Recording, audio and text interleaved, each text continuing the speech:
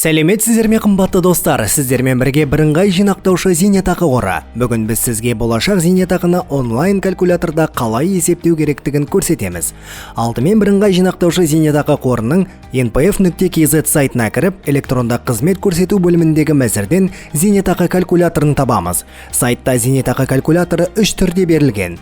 Болжамды, ағымдағы және сақтандыру ұйымдарынан берілетін сақтандыру төлемдерін есептеуге арналған калькулятор. Ағымдағы калькулятор жақын арада зейнетке шығатын адамдарға арналған. Ұзақ мерзімді есепті болжамды калькулятор береді. Болашақ зейнетақының мөлшерін болжамды калькуляторда есептеу үшін келесі мәліметтерді толтыру қажет. Туған күні, жынысы, еңбек өтілі, жинақтаушы зейнетақы жүйесіне қатысу өтілі. Бұған қоса бүгінге дейін жинақталған сома мен соңғы уақытта алып отырған жалақының орташа мөлшерін енгізу керек. Бұдан соң, соңғы уақыттағы орташа жалақыны енгіземіз. Одан соң есептеу батырмасын басуыңыз керек.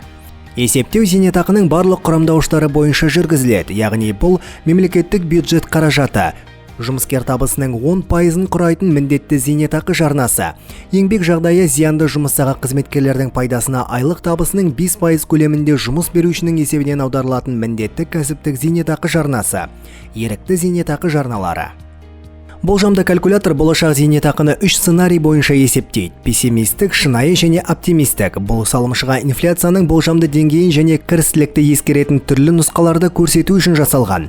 Зейнетақы жинақтарының болжамды сомасы жеткіліктіліктің ең төменгі шегінен асып кеткен жағдайда зейнетақы жинақтарын алу, сондай-ақ ИПБ-ға аудару мүмкіндігі туралы қалқымалы терезе пайда болады. Мұнда сіз жеткіліктік шегінен асатын зейнетақы жинақтарыңызды алатын өзіңізге қолайлы жыл мен соманы белгілей аласыз.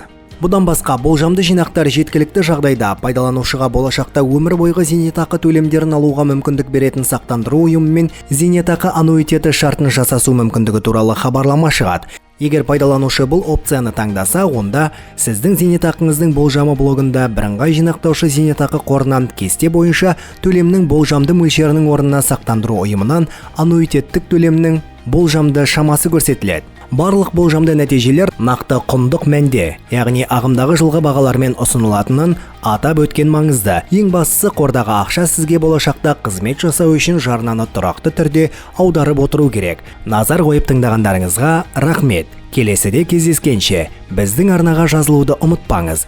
Пайдалы ақпараттан қалыс қалмаңыз.